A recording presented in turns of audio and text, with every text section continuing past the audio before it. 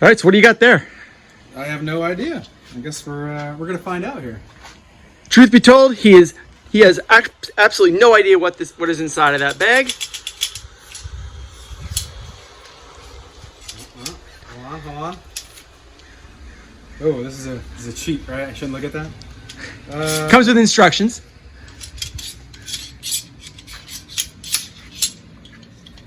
All right, look at it.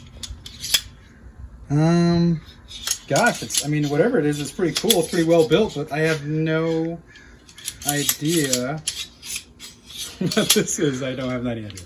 Yes, I am a car guy, so this is a car-related product, and this company, Latina Gear, gave me this to try out and see how it works on SUVs and cars, 2-door and 4-door, and I wanted to try it out to see how useful it could be for everyday life to make your life easier when you are loading up any type of cargo on top of your vehicle. All right, let me show you how it's used, and we'll move from there, huh?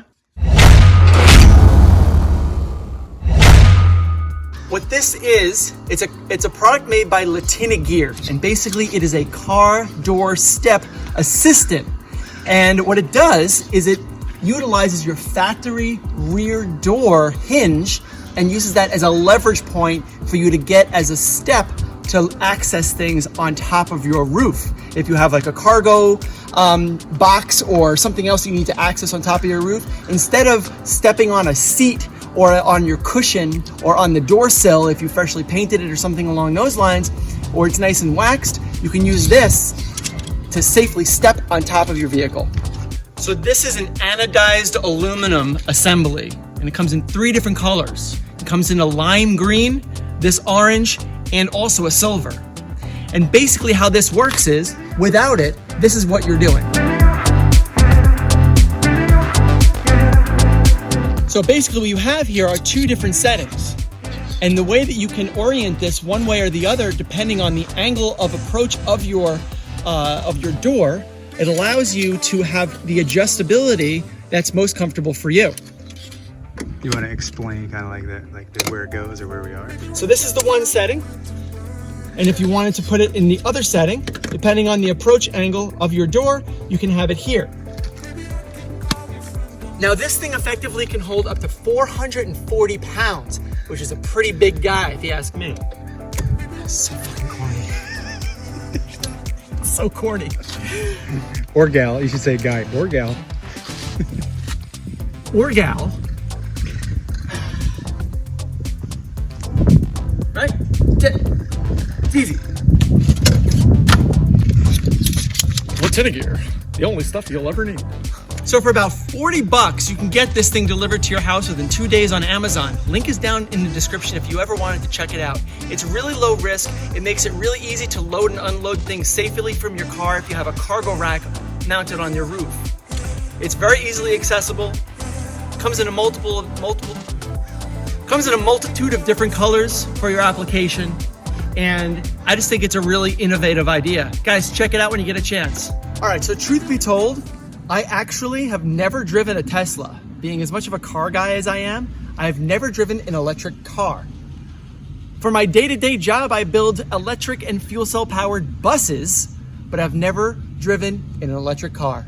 Today, I'm gonna break that record. What record? No, it's not a record, it's a streak. Streak of never driving an electric vehicle. Of never driving an electric vehicle. I'm going to give it a shot with a 2021 that streak Tesla needs to be Model Y. broken. Okay, that's what I'm going to do. All right. In the bus business, we've always toyed with the idea of doing what's called the speed pedal, which basically is either you're pressing the pedal all the way to accelerate, or you're not pressing the pedal and it's doing braking, basically regenerative braking to charge the batteries back up. In this case, if you don't, it's kind of like a speed pedal. So if you don't have actual depression of the pedal and you're not pressing it, it's going to slow down by virtue of regenerative braking, charging those batteries. So I need to get used to that, which is different than driving an internal combustion engine where you can certainly coast. You can be in whatever gear you want in order to slow down or not slow down and coast. So it's definitely going to be different. So what else do I need to know here? I just pressed the brake and the seat just moved. Yeah, so you're in my settings right now, but you probably want to move them wherever you want. I'm okay with this. Let's just assume that this is good for me. I'm fine There with you go. Okay. that. All right. So there's a big screen here and there's nothing else. that's it. You got your shifter right here. You got to put it down into drive. Where's the clutch? No clutch, my friend. So this one here? Push it down to get in drive. All right, you're good to go. Okay. Simple as that. So, Does gas or not gas, electricity. all right, so now I'm pressing it a little bit. I know it sounds weird, but I had never driven one of these, so it's kind of, it definitely feels different. All right. You're good. Cool. All right. How's it feel? Pretty normal so This far, is right? smooth. Yeah. Oh, that's so nice. I feel like I'm just cutting through the road. Yeah, see? There's that regenerative braking. So yeah, I let go of that pedal and the car just stops pretty abruptly. Is that a setting that you can change? Can you just change your regenerative braking? You can put it in a creep mode, which is a different setting that it actually doesn't do that at all and drives more like a normal car. But then you lose... You're losing a lot of energy. Yeah, you're losing that regenerative power. So regenerative braking does supply anywhere between 15 and 30% of your battery capacity. So you could drive 15 to 30% longer if you had regenerative braking turned on. It's just something you have to get used to. I am very nervous about the automatic driving feature, the self-driving feature. I don't know if I'm even gonna do that here. And check out all the alarms you got going off here. I can imagine that might be a bit distracting after a while, just so kind of like playing a racing game. You're trying to stay within the middle lane. All right, so now you can actually hit the pedal a little bit. Yeah, so let's just see what kind of power this thing has. We're going up a hill here. Yeah, we are going up a hill, so that's okay.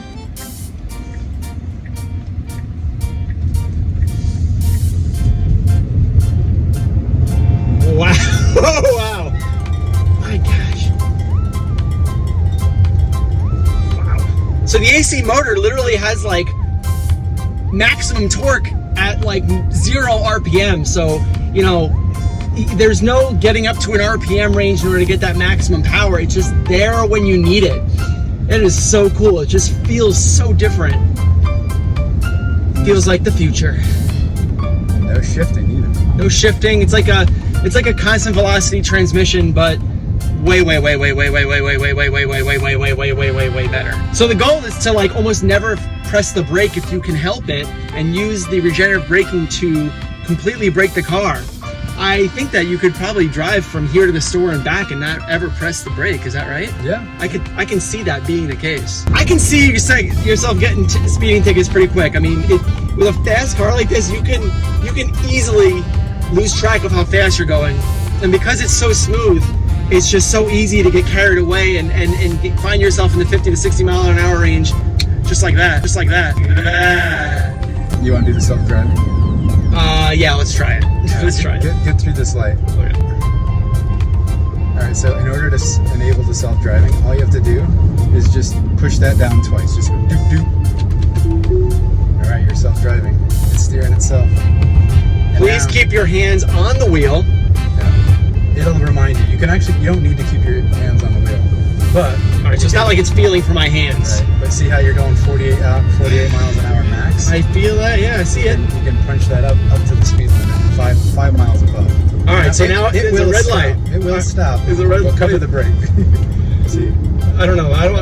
You disabled it. All right. Okay. If you touch, It's very counterintuitive. I'm very nervous if about you it. touch the gas or the brake, or you take the, It takes me out of steering, auto driving mode. You disable it. All right. So, am I back in it now, or should I just? No, you. What if I do it now while it's stopped? You can do it now. All right, now it'll go when he goes. Okay. But when you see, it'll remind you. It'll flash blue and remind you to kind of like just jiggle the wheel just a little bit, just to tell it that you're still awake. Just start going. Oh, stop! You shouldn't have done that. Yep. He should not have done And it was gonna. that. Holy follow. shit! It would have done it, Yeah, it probably would have gone because it thinks that he was in that lane. dude. That's kind of scary. Yeah, yeah, that is kind of scary. So the guy in my lane actually got into the turning lane and made a left. It won't stop at a red light. Gotcha. Unless Okay. there's a car in front of you. Okay. You have to buy the full self-driving package to be able to do that. All right. So that's just the software. Why can't you just upgrade the software for that or something? It's $10,000 to update it to the full self-driving. Is what happened before is the guy in front of me actually made a left turn when he shouldn't have, and I would have been the next guy in line. And look, there's an E39 M5 right there that is like my dream car.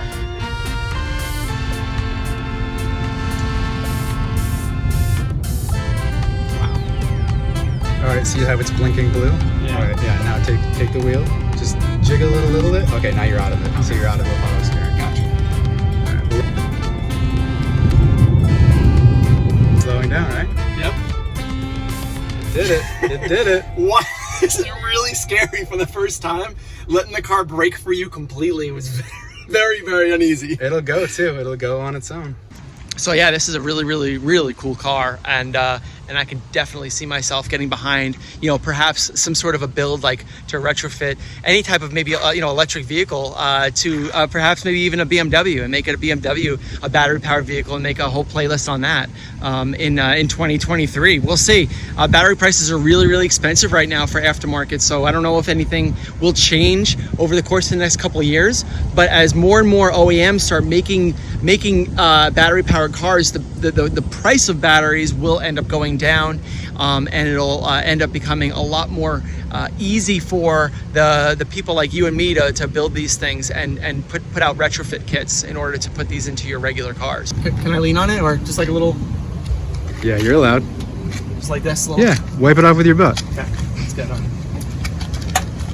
All in all, I really like this car. I really think, it just drives so smooth. I could see this being the future of where things are gonna go. Coming from the internal combustion side and just putting big, you know, gas guzzler engines into small cars is a really cool, unique, you know, feature of what I bring to the community. However, I can certainly see myself building an electric version of that coming up in the next couple of years. It's just really, really cool, and I see the industry going here. So to be one of the first to bring an all-inclusive how-to video series for retrofitting your BMW to an all-electric version just seems like it's in the cards for me. So guys, my name is Frank Mancaluso. Thank you so much, Adam, for letting me test drive your Tesla Model Y and explain to me how all this cool stuff works. I am new to the industry, but I'm definitely not going to be new for very long. Take it easy, guys. I'm out of here. Later.